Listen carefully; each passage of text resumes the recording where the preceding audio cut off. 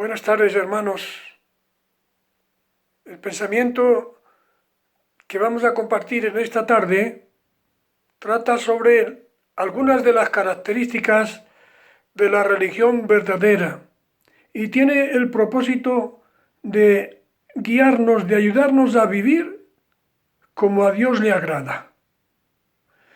El autor del pasaje que vamos a estudiar habla sobre la religión verdadera y se refiere, como decía, a algunas de las características básicas y esenciales. Y mira lo que dice el pasaje de la palabra de Dios que vamos a estudiar en el día de hoy. Santiago 1, 26, 27. Si alguno se cree religioso entre vosotros y no refrena su lengua, sino que engaña su corazón, la religión del tal es vana. La religión pura y sin mácula delante de Dios del Padre es esta: visitar a los huérfanos y a las viudas en sus tribulaciones y guardarse sin mancha del mundo. Comenzamos el pensamiento con una pregunta. ¿Qué es la religión verdadera? Desde luego, no es una teoría sobre la existencia de Dios. La religión trata sobre la relación que la persona mantiene con el soberano del universo. El diccionario teológico de Francisco Lacueva dice: de todos los seres creados, solo el hombre puede tener religión, pues solo él, como ser de naturaleza espiritual, puede hacer efectiva de modo consciente y voluntario su relación con Dios, reconociéndolo como su origen y su fin. Como dice la versión de la palabra en Isaías 64, versículo 7, Señor, dice el hombre inspirado por Dios, abriendo su corazón, Señor, eres nuestro Padre, nosotros el barro y tú el alfarero, todos somos obra de tus manos. Cuando la persona vive entregada a Dios plenamente, se puede decir que practica la religión verdadera. Lo demás puede ser otra cosa, pero religión cristiana auténtica, desde luego, no lo es. De eso trata el tema que Dios mediante vamos a exponer en el día de hoy.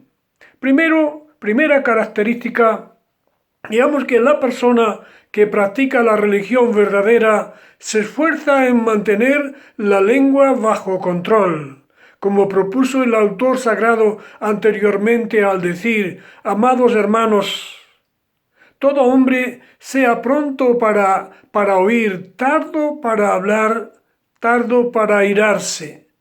La Biblia nos anima con frecuencia a los creyentes a controlar la lengua para evitar problemas y dificultades. Mira lo que dice el autor del Salmo 34 a sus lectores. ¿Quieres vivir una vida larga y próspera? Es decir, ¿quieres vivir una vida feliz y abundante? Entonces refrena tu lengua de hablar el mal y tus labios de decir mentiras. Nueva traducción viviente. Todos sabemos que controlarla no es fácil para nadie, porque es tan difícil de controlar y de dominar como lo es un potro cerril. Pero vale la pena esforzarse porque es muy saludable para la vida de la persona.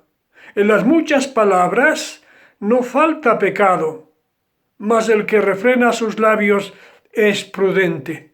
El que quiere amar la vida y ver días buenos, refrene su lengua del mal, dice el libro de los Proverbios. El creyente sincero, auténtico, El creyente nacido del agua y del Espíritu no puede permitirse tener un vocabulario insolente y deslenguado. Una boca, dice la Biblia popular, el comentario de la Biblia popular, una boca que maldice, que miente, que jura falsamente, que insulta a otra gente y arruina reputaciones, es una ofensa para Dios y es una mancha en el testimonio. Si alguno, dice el versículo 26 de Santiago, si alguno se cree, es decir, si alguno se considera religioso entre vosotros, pero no refrena su lengua, sino que engaña su corazón, la religión del tal es vana. Dos sugerencias prácticas para refrenar la lengua, que como hemos dicho ya, no es fácil. Una, es necesario pedir al Señor que nos ayude a refrenarla, a controlarla, a dominarla. El salmista dice: pon guarda a mi boca, oh Jehová, guarda la puerta de mis labios. Salmo 141, versículo 3. Y desde luego es necesario que además de orar, de pedírselo al Señor, que es prioritario y fundamental, es necesario también que nos propongamos firmemente aprender a tenerla dominada y controlada. Me dije, dice el Salmo 39, versículo 1, me dije, mis pasos vigilaré para no pecar con mi lengua. En mi boca pondré mordaza. A Dios rogando y con el mazo dando, como dice el refrán.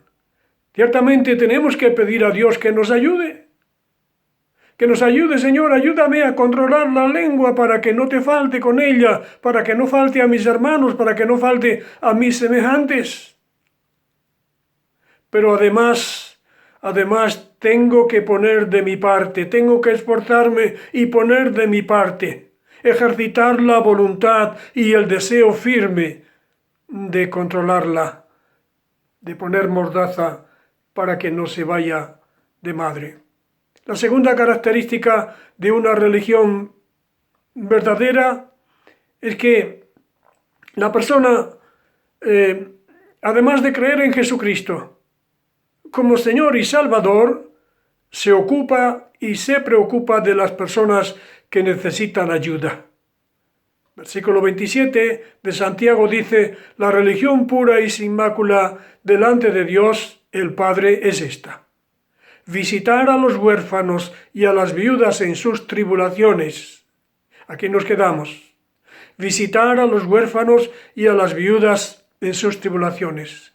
Un comentario tomado de la Biblia del Diario Vivir dice: en el primer siglo, los huérfanos y las viudas poseían muy pocas fuentes de apoyo económico, a menos que un familiar estuviera dispuesto a cuidar de ellos. Estaban condenados a pedir limosna o a venderse como esclavos o a morir de hambre. La palabra de Dios nos advierte sobre el peligro que supone decir que somos cristianos, decir que somos hijos de Dios, decir que hemos nacido de nuevo, pero no hacer cuando alguien necesita ayuda, pero no ayudar, pero no alargar la mano cuando hay algún necesitado a nuestro alrededor. Primera de Juan capítulo 3 dice el apóstol: el que tiene bienes de este mundo y ve a su hermano tener necesidad y cierra contra él su corazón, ¿cómo morará el amor de Dios en él? Hijitos míos, no amemos de palabra ni de lengua, sino de hecho y de verdad. Cuando se practica la religión verdadera, lo que se dice coincide con lo que se hace. ¿Qué valor puede tener la religión de una persona que ve al necesitado y no tiende su mano para ayudarle? Santiago responde claramente a la pregunta. La religión del tal es vana. Decir que la religión de uno es vana, que es un problema tremendo, significa que no es de provecho, que no conduce a la vida eterna, porque no ha habido conversión, no ha habido un cambio de corazón, no se ha recibido la salvación. En Cristo Jesús no basta con llamarse cristiano.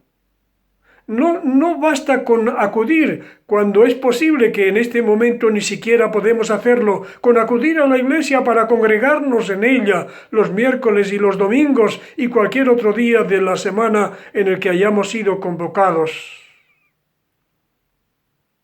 En Cristo Jesús, ni la circuncisión vale algo, ni la incircuncisión, sino la fe que obra por el amor. Es decir, que no es lo que se dice con la boca, que es importante y que hay que cuidarlo y mirarlo y valorarlo, pero no es importante lo que se dice. Lo importante está en lo que se hace. Porque, como dice Santiago más adelante, la fe sin obras está muerta. Jesús dijo claramente lo que espera que hagan aquellos que voluntariamente han decidido seguir sus pasos. Cuando dice, un mandamiento nuevo os doy, que os améis unos a otros como yo os he amado, que también os améis unos a otros. En esto conocerán todos que sois mis discípulos, si tenéis amor los unos por los otros. La persona, en tercer lugar, la persona que practica la religión verdadera, procura mantenerse apartada de la suciedad del pecado, siguiendo el mandato de guardarse sin mancha del mundo, que es como termina del verso 27. ¿Recuerda lo que dice Primera de Pedro? Escrito está, sed santos, porque yo soy santo. El mundo y sus tendencias son tremendamente dañinas. Por eso, el que quiere agradar a Dios no debe andar en ellas, no debe vivir en ellas. El Señor dice a través de su siervo Santiago en el capítulo 4, «Oh almas adúlteras, ¿no sabéis que la amistad del mundo es enemistad contra Dios? Cualquiera, pues, que quiera ser amigo del mundo se constituye enemigo de Dios. ¿O pensáis que la Escritura dice en vano, el Espíritu que Él ha hecho morar en nosotros nos anhela celosamente? Dios nos ama profundamente. Dios no quiere compartirnos con nadie. Dios no quiere que nadie ocupe en nuestro corazón el lugar que única y exclusivamente le pertenece a Él. Y por eso cuando nos enredamos en las cosas del mundo que son enemistad contra Dios, no estamos agradándole, no estamos haciendo lo que Él demanda de nosotros. No estamos viviendo de acuerdo con las características de la religión verdadera. A nadie, queridos hermanos, esto es muy importante, a nadie le conviene enredarse en las cosas del mundo por varias razones. Porque son temporales, porque son pasajeras, porque son fugaces, porque no permanecen. El mundo, dice Juan, el mundo pasa y sus deseos. Pero el que hace la voluntad de Dios permanece para siempre. La amistad con el mundo causa enemistad con Dios. Dios ama celosamente al Espíritu que puso en nosotros. Dice la Biblia, la palabra, no desea compartirnos con nadie. Dios no quiere compartirnos con nadie. Y desde luego, mucho menos con algo que está contaminado, con algo que es desagradable e insultante a sus ojos. El pecado, hermanos, separa al hombre de Dios alzando una barrera impidiendo que lleguen a Él sus oraciones y sus peticiones. Recuerda lo que dice Juan, el capítulo 9 y el verso 31. Sabemos que Dios no oye a los pecadores, pero si alguno es temeroso de Dios y hace su voluntad, a ese oye. Ahora, cuando el pecado nos aleja de Dios, ¿y cuántas veces lo ha hecho? Dios tenga misericordia de nosotros. Si he ido demasiado lejos, diré, Dios tenga misericordia de mí. Como diría el publicano de la parábola, Dios sé propicio a mi pecador. Ahora, cuando el pecado me aleja de Dios, no todo está perdido, porque Dios nos está llamando permanentemente en caso de necesidad para que hagamos borrón y cuenta nueva. Porque dice en el libro de Isaías, pasaje muy conocido, muy citado, pero un pasaje que es una bendición para todo hijo de Dios. Porque todos somos pecadores. Porque todos nos manchamos con la inmundicia del pecado, con frecuencia. Pero ahí está el Señor diciéndonos en esta tarde, venid luego. Y esto no significa más tarde o cuando os parezca bien, sino cuanto antes. Dice Jehová, y estemos a cuenta. Si vuestros pecados fueren como la grana, como la nieve, serán emblanquecidos. Y si fueren rojos como el carmesí, vendrán a ser como blanca lana. Dios es misericordioso y compasivo como nadie. Cuando merecemos ser rechazados, Él viene a nosotros y nos ofrece ni más ni menos que la dicha del perdón. El gozo y la satisfacción, la alegría de sentir que aunque no hemos portado mal, aunque no hemos hecho bien, el Señor nos ha perdonado y nos ha lavado y nos ha limpiado. Resumiendo, hermanos, la práctica de la religión verdadera consiste en mantener una relación íntima y personal con el Señor, evitando toda actitud, todo comportamiento que pueda dañarla. Para tener comunión con el Señor es preciso, en primer lugar, obedecer el mandamiento de refrenar la lengua. Porque si alguno se cree religioso entre vosotros, lo repetimos de nuevo. Si alguno se cree religioso entre vosotros, nos dice, no digo yo a vosotros, nos dice a todos el apóstol Santiago, inspirado por el Espíritu Santo. Si alguno se cree religioso entre vosotros y no refrena su lengua, la religión del tal es vana. En segundo lugar, para mantener la comunión con Dios, es necesario obedecer el mandamiento de preocuparnos los unos por los otros, particularmente aquí por los necesitados. Una característica de la religión auténtica y verdadera es visitar a los huérfanos y a las viudas en sus tribulaciones, asistir a los débiles y desvalidos en sus dificultades, traduce la Biblia la palabra. En tercer lugar, para mantener la comunión con Dios, es necesario cumplir el mandato de guardarse sin mancha del mundo, de guardarnos sin mancha del mundo. La amistad con el mundo causa enemistad con Dios. Recuerda, cualquiera pues que quiera ser amigo del mundo, se constituye enemigo de Dios. A continuación proponemos algunos temas sugeridos para la oración en el día de hoy, para aquellos que lo tengan en su corazón. En primer lugar, y desde luego siempre en relación con el tema que estamos estudiando, que hay muchos otros temas que están en el corazón de todos, por los cuales estamos orando los lunes por la tarde, un grupo de nosotros. En cuanto a los temas sugeridos, son los siguientes.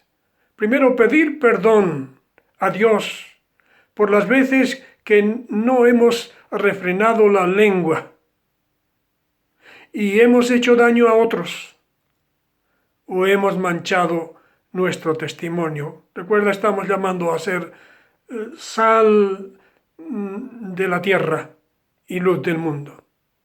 En segundo lugar, pedir perdón a Dios por las veces que hemos o que hayamos cerrado la mano al necesitado, desoyendo el mandamiento del Señor Jesucristo de amarnos o de amar los unos a los otros como Él nos amó, de la manera que Él nos amó.